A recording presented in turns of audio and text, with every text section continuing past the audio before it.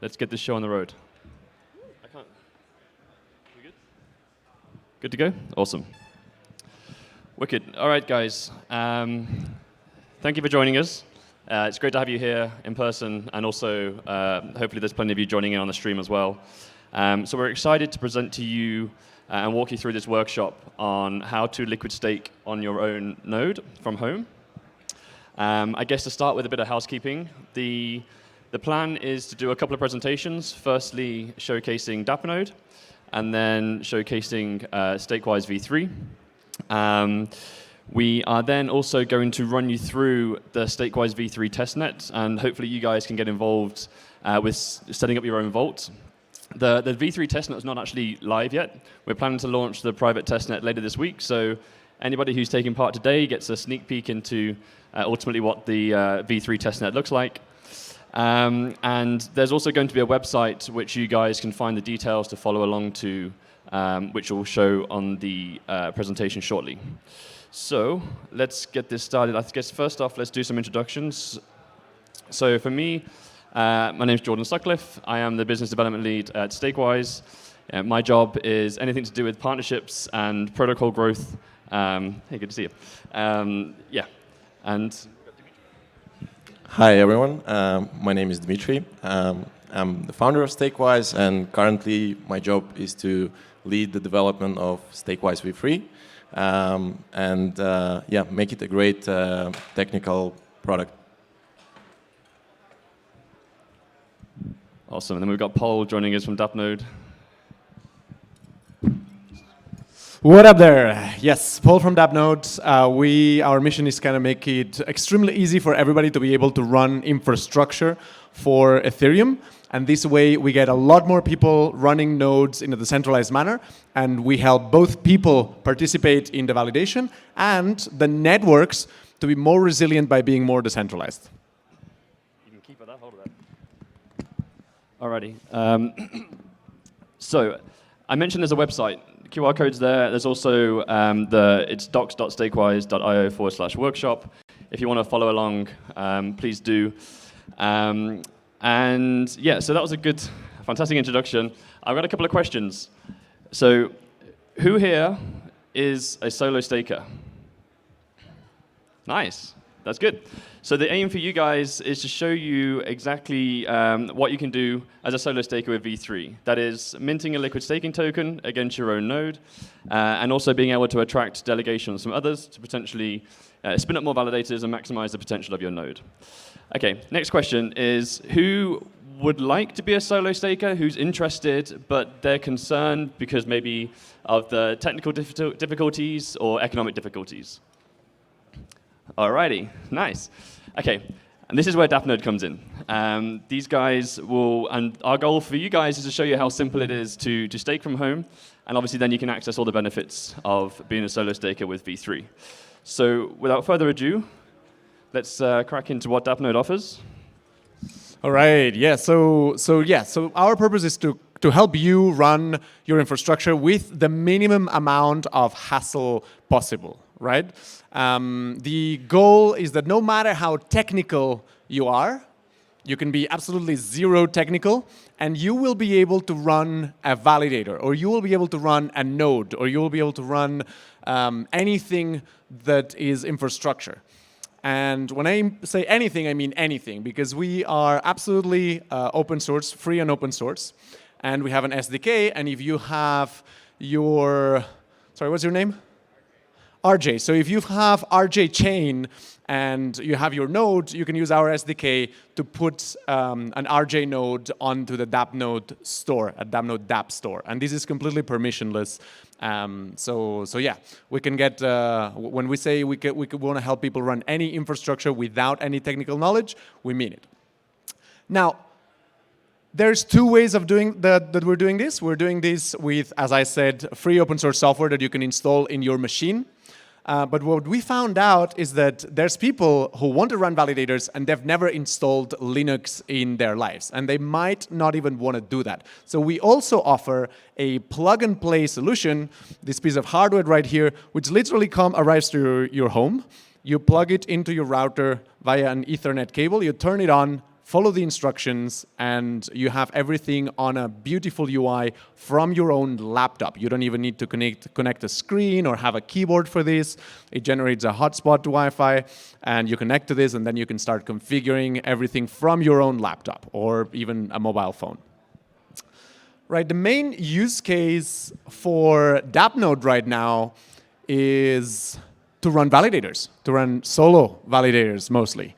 And we can see, I just checked these numbers this morning, we have 3,582 validators on mainnet Ethereum and 11K in Gnosis chain. That's a lot of validators, and this is, I have to say that this is self-reported validators. And when I say we have, I don't mean we. DappNode doesn't even know where those validators are. This is people running their own infrastructure, their own hardware at home that are using DappNode. And they have self-reported that they are running DappNode to run these validators by putting it in the Graffiti. As you can see, this is the Graffiti cloud, and we can see here. And why do I say self-reported? Because we actually have no idea how many DappNodes are out there. We collect no telemetry, we have no metrics, which is a conversation killer for all the VCs, but actually our allegiance is not to VCs, it's to the users. And we consider self-sovereignty extremely important for the users. So self-reported, 3.5K validators on Ethereum, but a lot more because, for example, I myself have changed the Graffiti, and I have another Graffiti that is not the default one. So we imagine that we will have a lot more validators. Same in Gnosis chain. And we're going to see later during the demo what DappNode is exactly and how it works. But the idea is that, I don't know if you can see here, it's a little bit small, but the idea is that you can configure everything with a couple of clicks, right? What do you need to run a validator? Anybody? What do you need to run a validator? Hands? Hands? You need hardware, you need an internet connection, fantastic. What software do you need to run in this hardware? Hands? Over there. Oh, wait a second.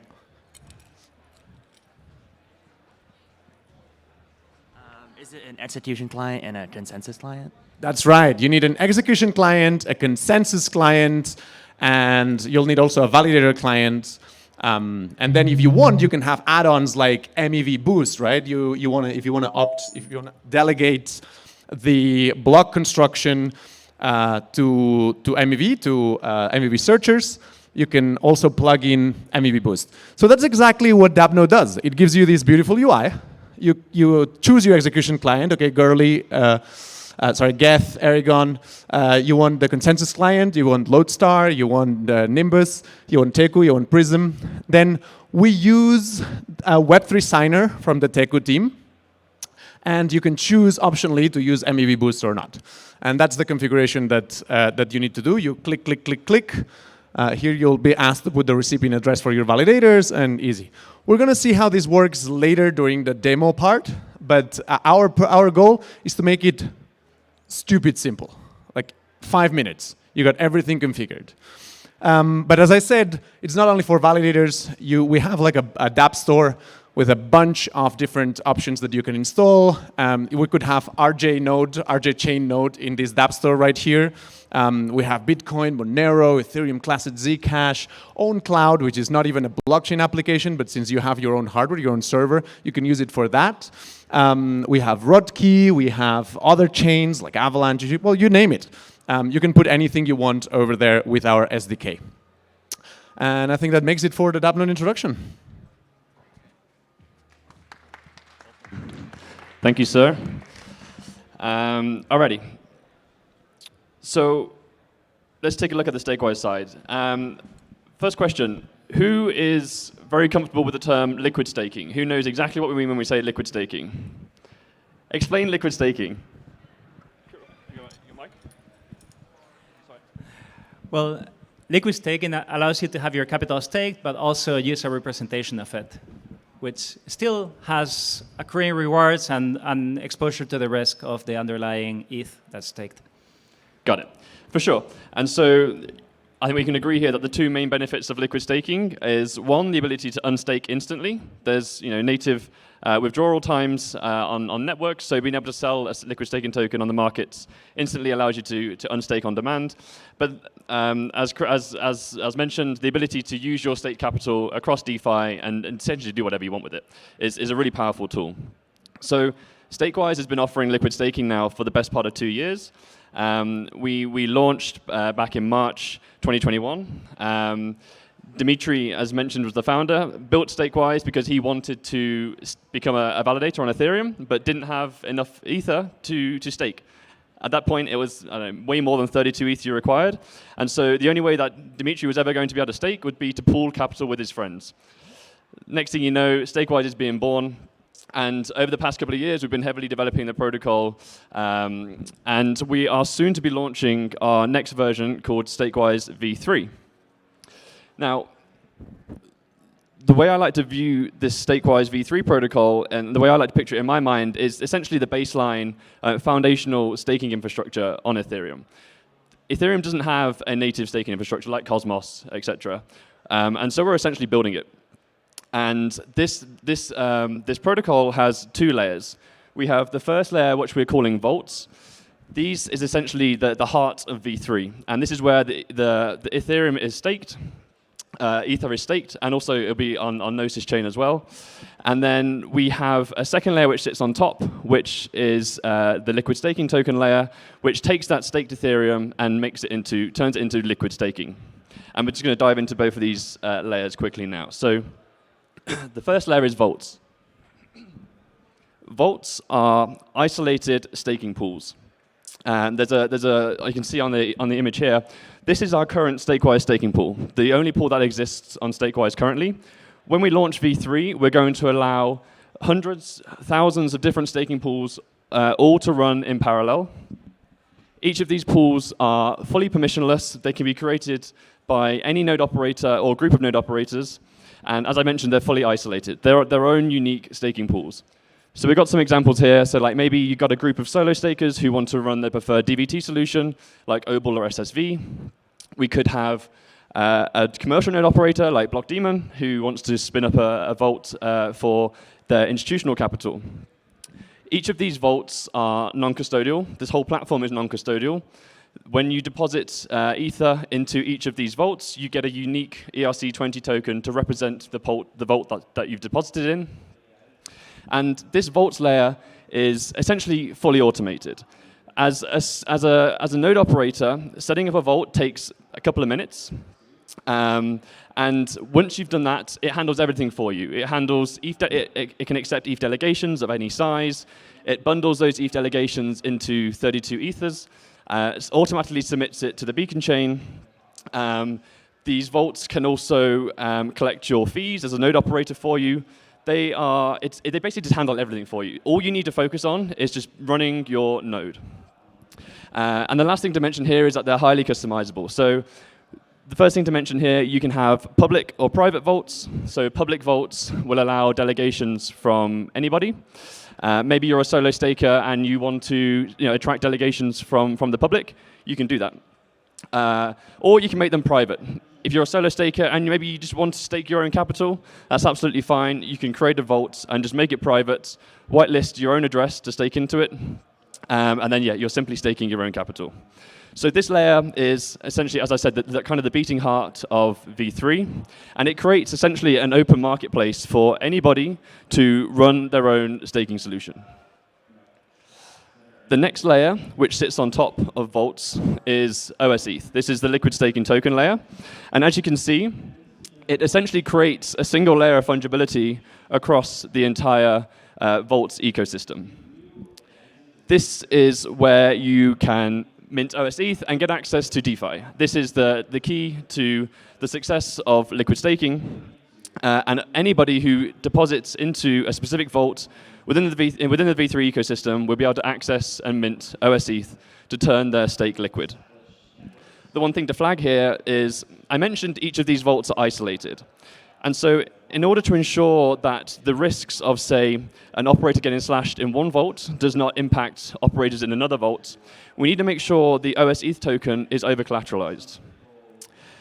This ensures that if somebody's minted OS ETH against Vault 1 and say Vault 4, but if Vault 4 gets slashed, without any over-collateralization, that slashing event will actually bleed through into the rest of the ecosystem. And so in order to stop this, we only allow OS ETH minting at a set LTV. It's probably going to be around 90%. And that LTV is based on the true slashing risk in the network. We're going to be monitoring the network, and we can calculate or have a strong estimate what the risk is and how much a validator would lose if it got slashed at this point in time. And we'll automatically be updating the LTV of OS ETH to account for those losses.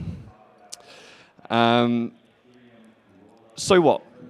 So for you guys and the audience, as solo stakers, V3 will allow you to create a vault, stake into that vault, and you'll be able to mint OS ETH against your own node.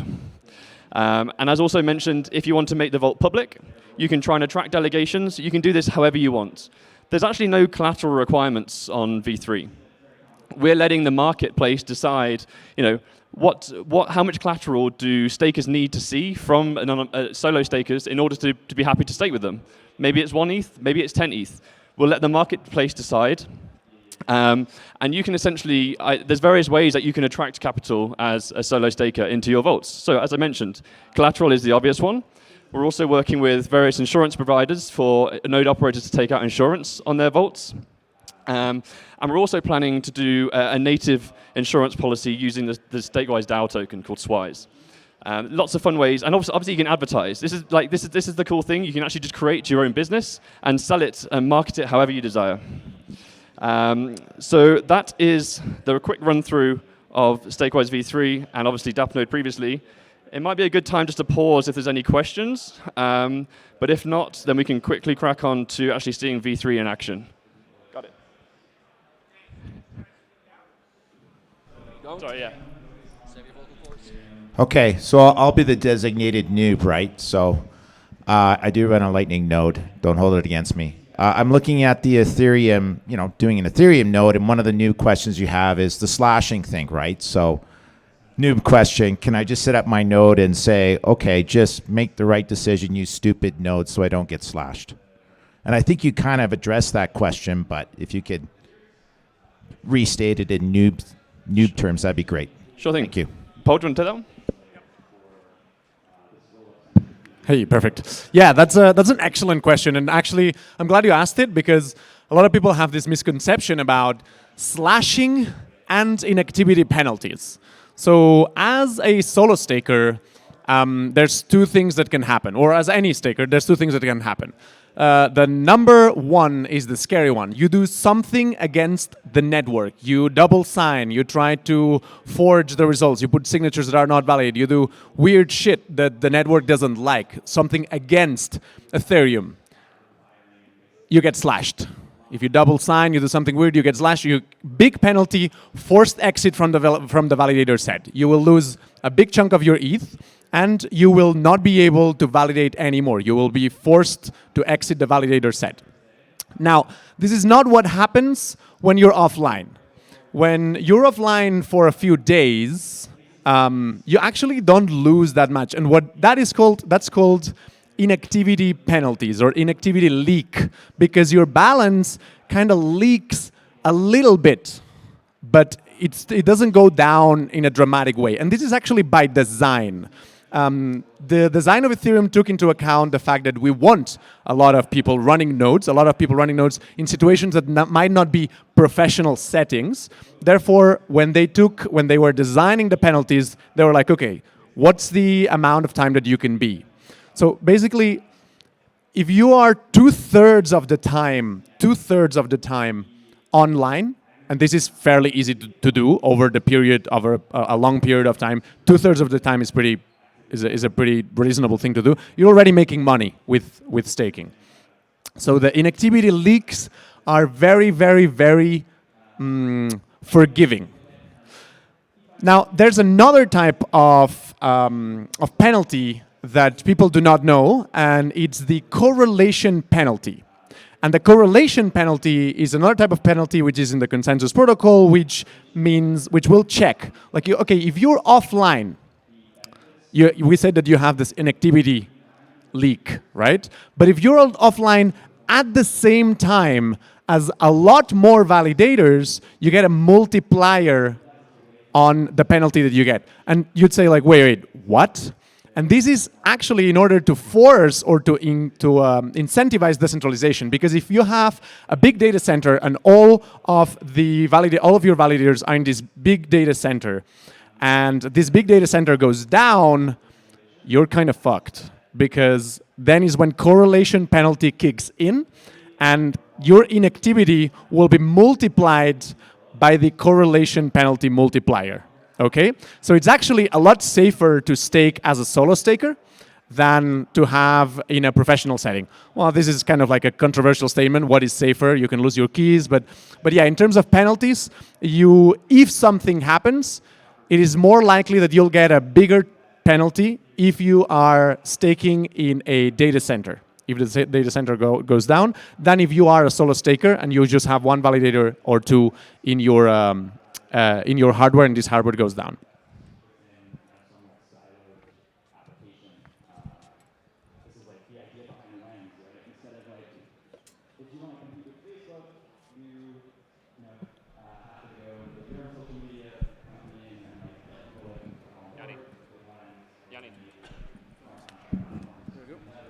Hello. Hi. So you mentioned every vault has its own ERC20 token, and on top of that is that OS ETH. How do they interplay, or like how is it working in the first place with the ERC20 token, and how can I translate that to OS ETH? Got it. Yeah. So for those who might not have heard, the question was, how are... Oh, I'm back. What's the connection between the ERC20 tokens of each of the individual vaults and OS ETH, and how does it work in practice? So, as I mentioned, each vault has its own ERC20 token. These tokens are effectively repricing. They could be their own liquid staking token if they really desire. What we cannot do, though, as StakeWise, is provide liquidity for thousands of these different unique vault tokens. And so what we're doing is we're focusing our efforts on OS ETH and allowing ultimately anybody to mint that single token. OS ETH will also be a repricing token. And the way to think about OS ETH is it will accrue the yield, the average yield from all the different vault tokens that have gone to mint it. So if you're like a one-click staker, for example, and wanted to buy OS ETH off the secondary markets, you're actually getting a yield from a super highly diversified set of node operators. There are mechanisms which we're building out to ensure that OS ETH maintains a quality yield. And one question we often get is, well, what if I stake into a vault which is heavily underperforming and then mint OS ETH against it? My poor vault performance is going to be impacting OS ETH. And that's true, it would be. But what we'll end up doing for you, or the person who mints OS ETH against underperforming vaults, there'll be extra charges to essentially compensate the reduction in yield that you've caused to OS ETH. So essentially, OS ETH is going to be taking the yield from a highly diversified set. It's effectively the average yield across the StakeWise V3 ecosystem, but we have mechanisms in place to make sure that OS ETH itself remains a quality LSD, and the yield itself remains quality.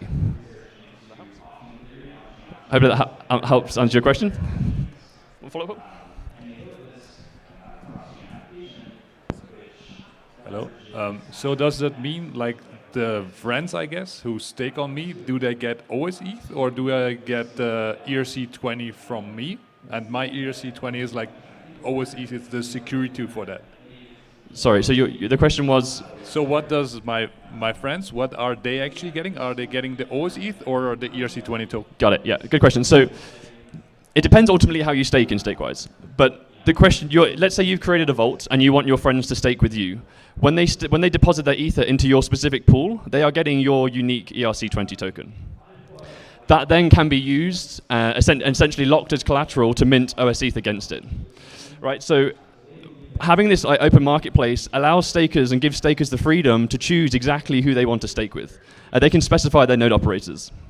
There is another type of staker, though, and that is one that doesn't want to choose their node operators. They just want to buy a liquid staking token, and absolutely, they can do that. They can also just buy OS ETH. Great questions, thank you. Okay, this will be the last one because I'm conscious of time, but yeah.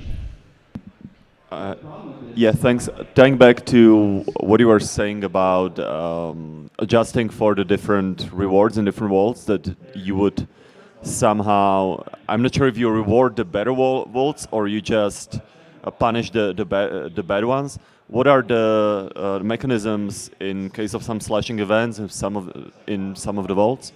How do you handle that? Got it. So there is no plan. So first of all, this is not yet finalized, and we're going to be launching a working group to finalize these details. The plan so far is not to penalize people who are in overperforming vaults. People who stake with really high quality vaults and mince OS ETH against it, they actually end up in a position where their collateral, their unique ERC20 tokens representing their specific vaults, actually accrue in price faster than OS ETH.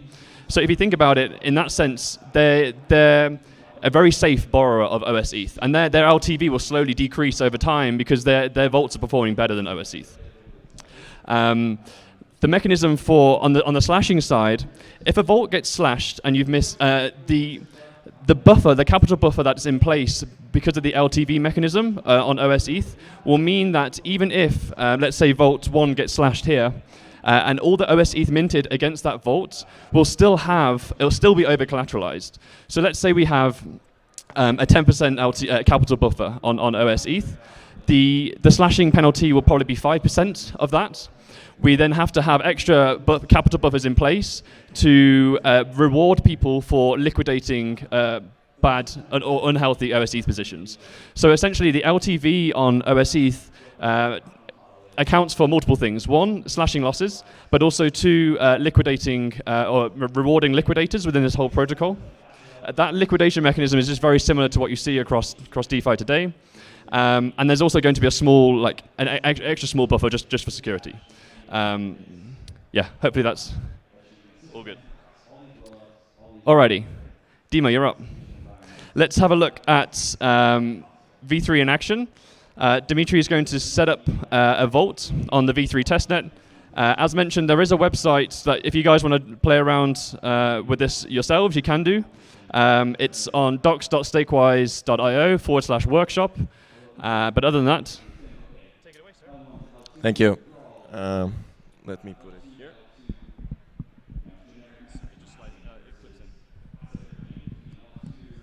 You want to break it? Okay.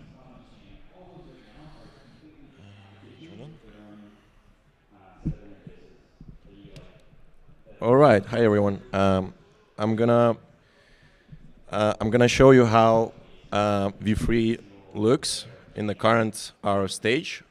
Namely, I will focus on the first layer of what Jordan has presented, and that's basically creating and staking into the vault. The OS ETH part is still we are still developing it, and it will be ready in around like a month or so. So let's go to the demo.stakewise.io, and those who wants to follow the demo and also like stake into the vaults, they can just go to that page as well. There are only two requirements you need to have right now. First is you need to have a wallet, and the second one is that you also need to have some girly ether on that wallet available.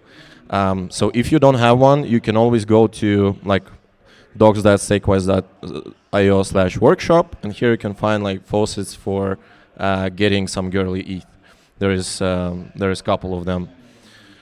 Right. So getting back to the vaults page. So this is something what you're gonna see when you land on the StakeWise V3. And here you have two options. Like first one, you can scroll and see through different vaults. So those vaults, as already mentioned, they are created like permissionless, in a permissionless manner.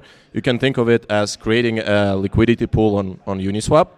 And you can, so basically if you have less than 32 ETH, you can select one of those vaults to stake there. And also you can see here, you can search for a specific one, you can filter based on score, APR or TVL.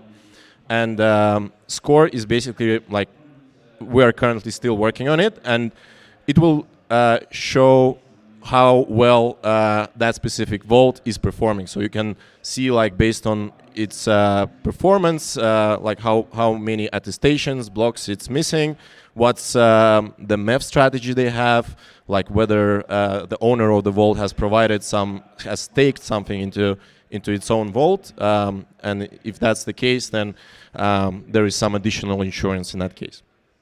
So let's go ahead and connect the wallet. I'm gonna use MetaMask here.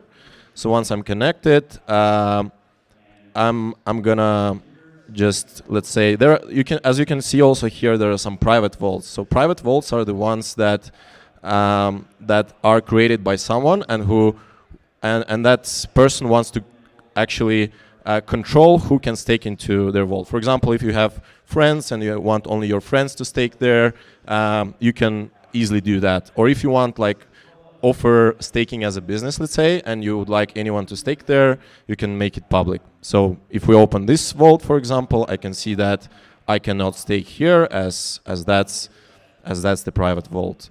But if we go to another vault, which is like Space ETH here, I can see like the graph of TVL and APR over the time, what's the current like locked ETH, what's the APR and the score, see the description, different actions of this vault. I can also see what are the validators that are like generating rewards for that vault, and I can, like, there is a link to, let's say, Girly Beacon Chain, where I can see more like performance and how well that vault is working. Also, there are some additional details that we can see. The vault is public. It has its own like ERC20 token, which is called Space ETH. Every vault is a contract. It's fully non-custodial, and you can check that contract on Etherscan as well. Yeah, and let's assume I'm happy with this vault, and I can stake here some amount. So if I'll stake 1 Ether, I will need to confirm it here, and the transaction is on its way. So while it's confirming, I can like just describe the vault is basically ERC. It's a ERC20 contract which has like rebalancing tokens. So over the time, my Ether gonna so I will have the same amount of tokens, but the amount of Ether that I exchange those tokens for will be increasing. And later on, let's say, so yeah, here I can, for example, now I can add that token to my wallet, and that will be in my MetaMask here. Right, so that's the rebalancing token that I'm gonna get. So what exactly I could do from here? For example, like later on, I can lock that vault token in the controller and mint OSIF on top of it. And let's say then I can go to any project that supports OSIF, that has integration with OSIF, and do something with it. For example, it could be borrowing like stables on top of it, or it could be like doing a call strategies, and etc. etc. Or I can, let's say, do more of leveraged staking. I can exchange that, let's say, to Ether and stake more, and do other things. But let's assume now that I have 32 Ether, or let's say I have myself and my friends, we have together 32 Ether that we would like to stake, and we want to do that just specifically for us, run the node, then we can create a vault. So here we have two options, whether we go public or we go private. So public, again, is for those who want to have more of a like open gate for anyone to stake there, or private is the one where you control who can stake into that vault. So let's choose private here. And here we are presented with different setups how I can run the validators. So currently we have like two available. Kubernetes, that's the one that we've been running on V2 for 2 years, and it's large scale setup where you can run like many validators. If you want to do like staking as a business, then that could be interesting for you to check. But also we're having integrations with DappNode, and there are other integrations that are coming later, and we want to simplify the staking and make it like easy for you not to only kind of create Vault, but also through the different means run the validator on different infrastructure. So here I'm gonna select custom, and here basically we have two addresses. So for those of you who know, like when you create a validator, you need to specify the withdrawal address where Ether gonna land after that validator gonna exit from staking. So here we, so the withdrawal address here is actually will be the vault that will be created. We can pre-compute that in advance and show it here, so you can generate the deposit data. The deposit data is used to register validators. And there is a fee recipient. So fee recipient is an additional contract that you must specify for your validator client to where the priority fees and MEV rewards gonna land. So those two addresses are available right here in front before you even create a vault. So what I'm gonna do now is that I have downloaded the Value Key again. That's like the tool for generating validator keys. I'm just gonna open it here, and you can also install it. So there is a link in the workshop. Where is that? So it's here. If you click on it, it will take you to the GitHub page where you can download the key generator from here for your specific platform and open it. So yeah, let me open that application. So first thing here is that you need to do that through the control because it's not verified. Producer Mac is a bit complaining here. But right, so we have that opened. And so basically when you generate validator keys, now what we are doing, we need to generate some validator keys where we're gonna stake our Ether. So we're gonna use that tool here, and usually you generate a seed phrase. I'm gonna choose Girly network here, because like, yeah, the testnet is running on Girly. And I'm gonna generate the mnemonic here. The mnemonic is the one that you always keep in private. It's the way that you can back up or recover your validator keys in case you're gonna lose them. So make sure if you generate that for the production environment that you do that on the air-gapped machine and it's fully secure. But just for the example here, I'll not even save that, but use that for generating the validator keys. So I'm gonna generate one key and I need to provide some password here. I'm not gonna do very secure here password, but so here basically when it asks for Ethereum withdrawal address, we're gonna provide the address that our vault has pre-generated here. So we're gonna copy it and paste it here. That's the vault address that we're gonna end up with later. And I'm gonna choose where to save the validator keys. And okay, now it's generating the validator keys and the one validator key here in that example and the deposit data file. So let's assume we're good here. Let's continue. And now we are asked to upload the deposit data. So if you ever created a validator through the Launchpad, you probably know that you have to upload the deposit data that actually specifies to what validator you want to assign your 32 Ether. What's the public key of that validator? So now we can see it's generated. It has generated the key store, the deposit data file, and there is a recovery phrase that I've just generated. So let's go to the folder where I have the validator keys, and here is the deposit data file. Just from here, I will rename it to the deposit data.json. And let's upload this file here. All right. So basically, the UI will check that the deposit data file is generated with correct withdrawal credentials, the withdrawal address that was shown before, it will check that the validators in that deposit data file are not registered in Beacon chain so far, and in general that the signatures, the network, and other things are correct. So that's for the safety of the vault creator. So here's the next step.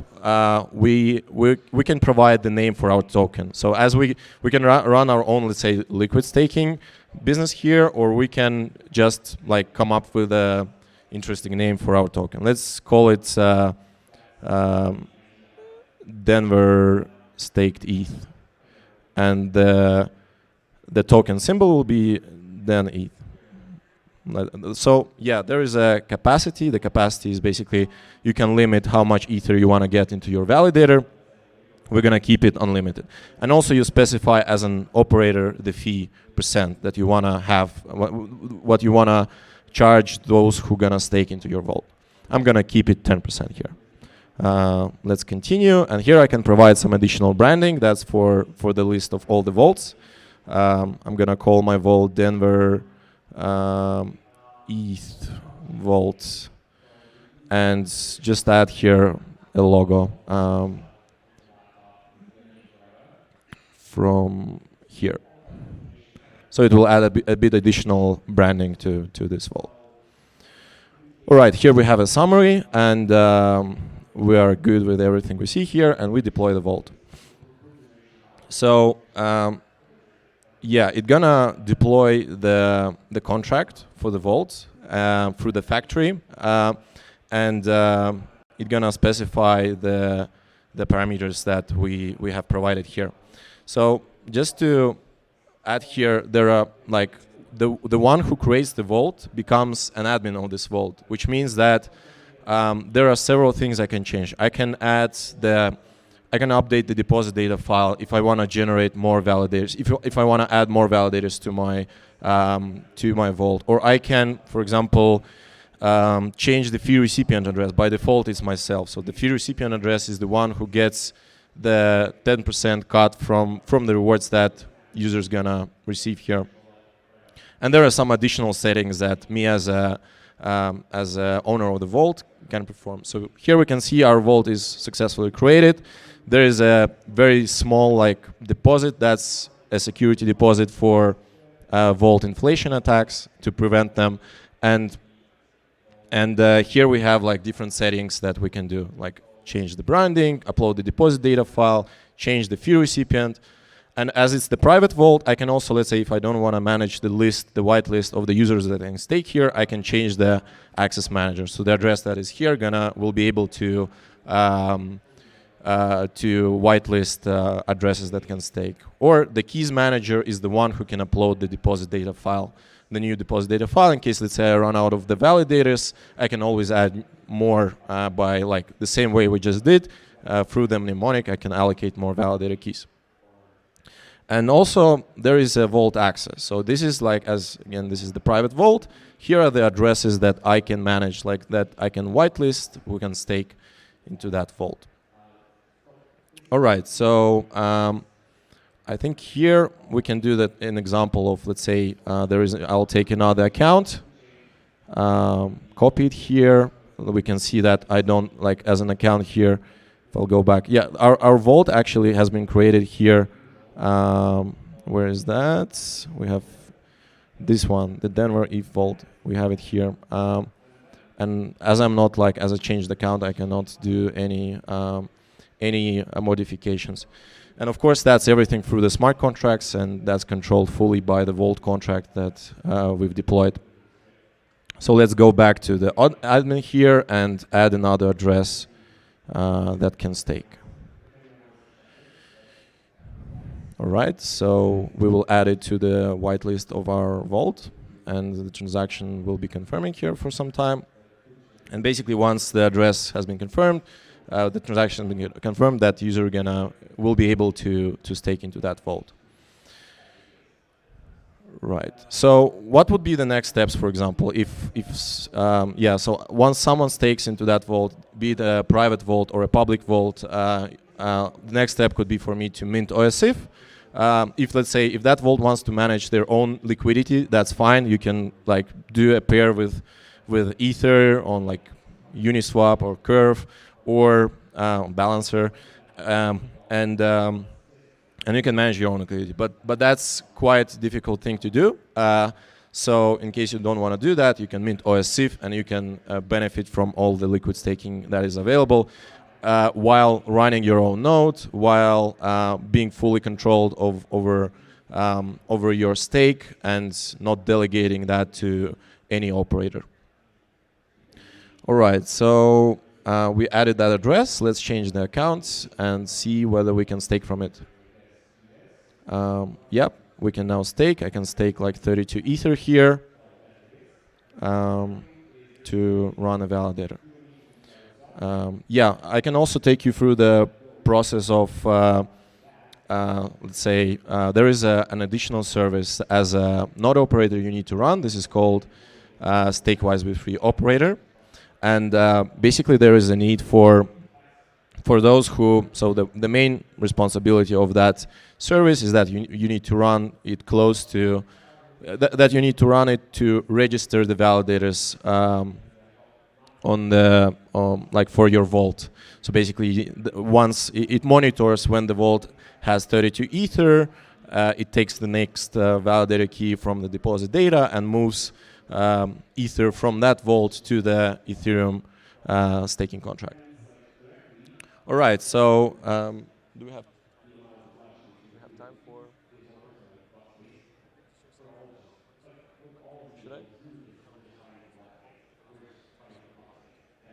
Okay. Okay. Right. So we have some more time here, and I will show you how like that operator service runs. So basically, it needs to have execution node.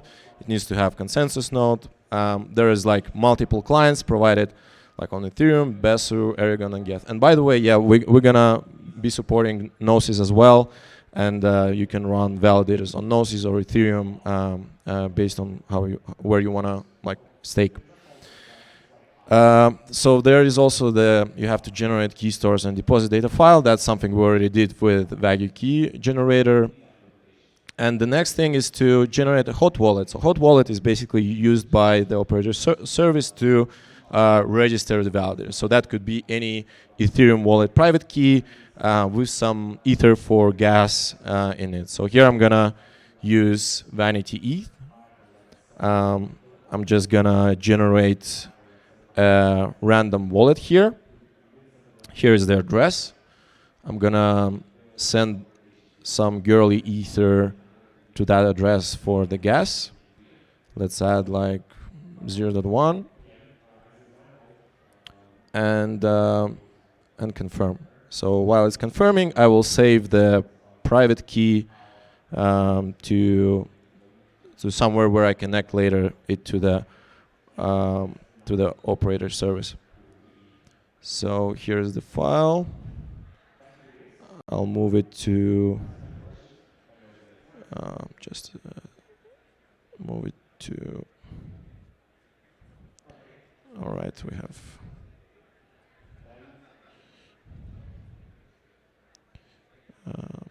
Here to the demo folder.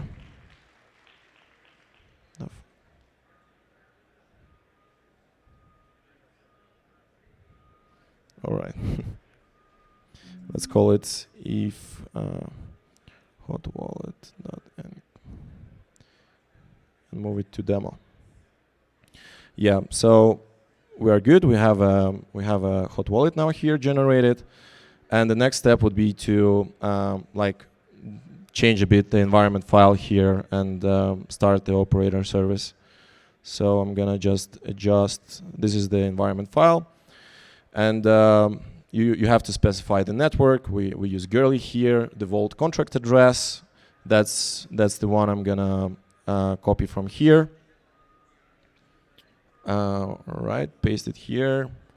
There is some directories, the nodes, the execution and endpoints for the consensus execution nodes, and like path to the key stores. The key stores are used here to generate the exit signatures and spread those exit signatures across oracles so that in case validator wants to exit, oracles that can do that process for the vault itself.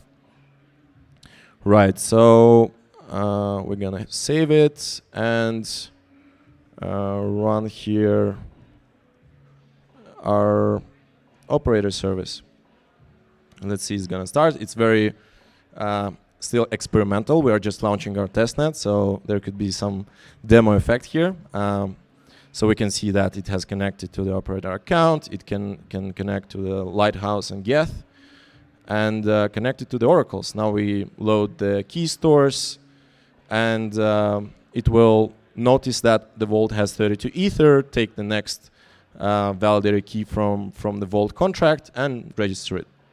So while that's happening, we can spin up our Lighthouse validator. So first thing is to import the validator key. So for that, we use that command. Where is that command? Here. So you can see that also from the documentation page of the Lighthouse. You can run it through the Docker or for any other way. I'm gonna use the Docker command here. So it provides the password, and now we imported the key. So the next command would be to start our validator. So we're gonna use Docker command here again. Docker run. And yeah, so here is an important part. So as the fee recipient, where the MEF and priority fees gonna go, we're gonna specify the address that we have, like MEF recipient here. So we're gonna copy it and paste it for the suggested fee recipient of the validator client. All right, so it managed to get the public key, and at the same time, our operator client has registered the validator. So if we're gonna take this one and go to the girly beacon chain and paste that public key here.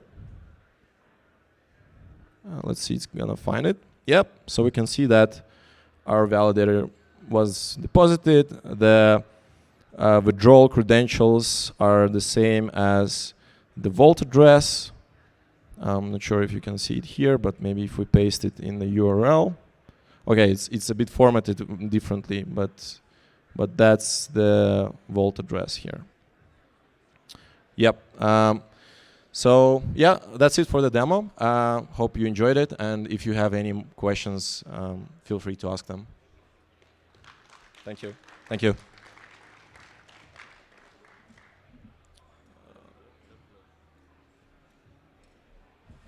Hello. Awesome. So thanks, Dima. So I guess just a quick recap. So Dima there spoke through creating a vault on the StakeWise UI.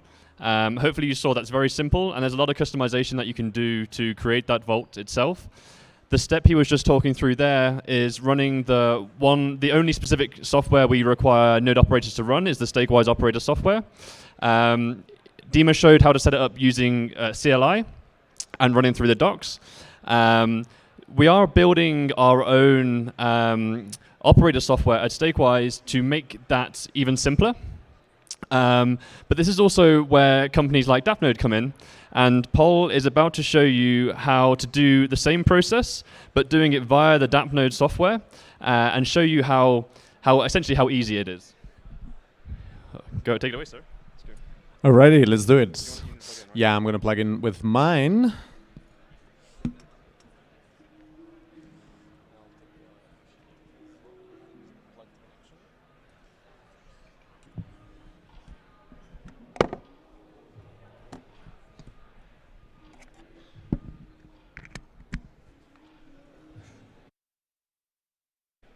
One, two, checking for signal.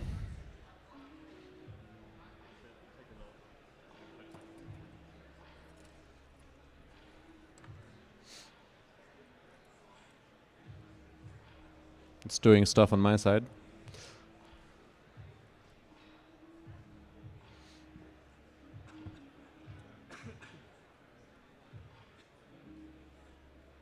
No.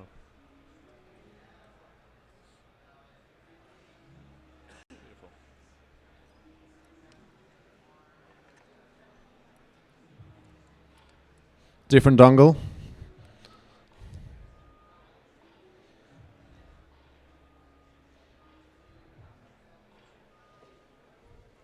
All right, so basically what we saw right now is how to run the StakeWise operator software, which you need because it automates all of the validator registration, and it's where you you let the Vault know that the validator is there and ready, right?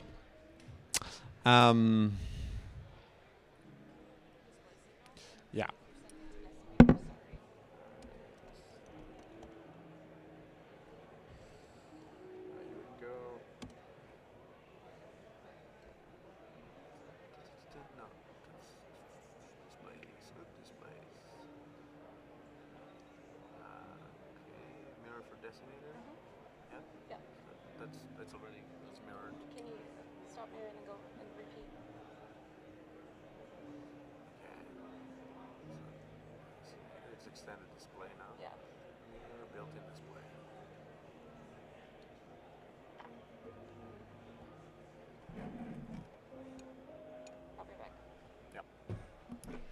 Okay, we're having some technical trouble.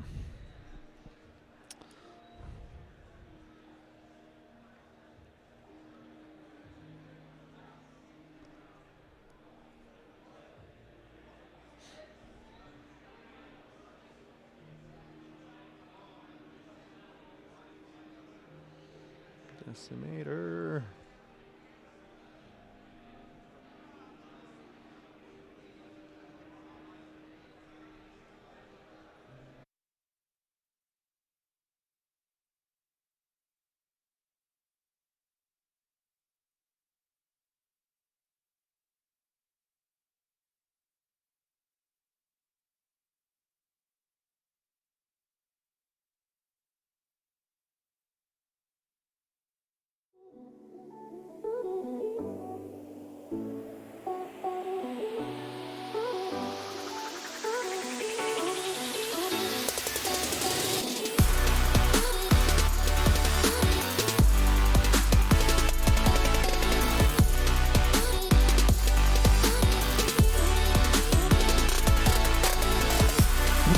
Yeah, so what we're going to see when we reboot the system, and we can finally see something on the screen, is I'm going to show you how to run your execution client, your consensus client, the StakeWise operator software, and then we're going to spin up a validator for one of the vaults that I have already created, following exactly the same process as Dima has showed you how to do. The Mac as well? Okay, cool. Yeah, no problems. Reopen Windows. Cool. Rebooting the Mac.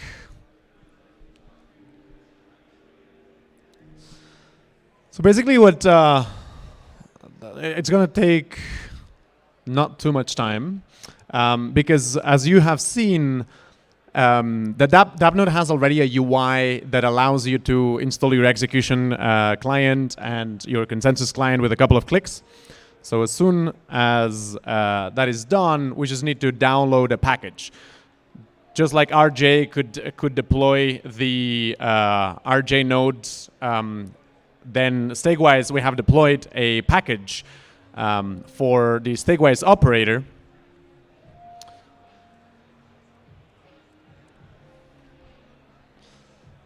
And we're going to use that package, and it's going to have instructions on that are going to guide us how to do all of this without having to use the command line at any point.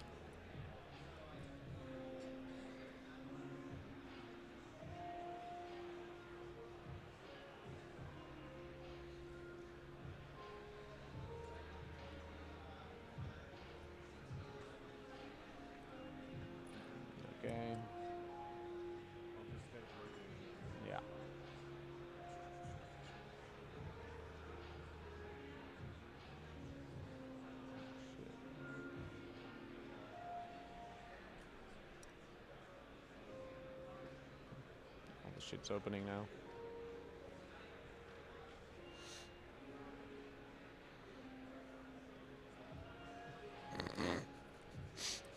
You want more stuff?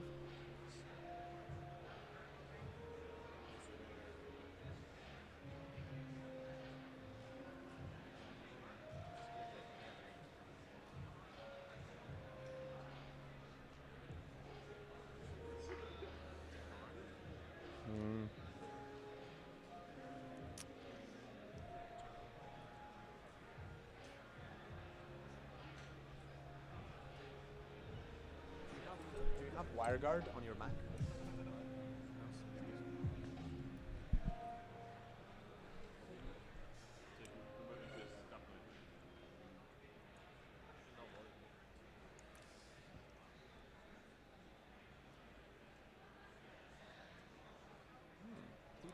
Now. Beautiful. A device far away from here, but you cannot connect to the presence. Yeah, exactly. Come on, come on, come on.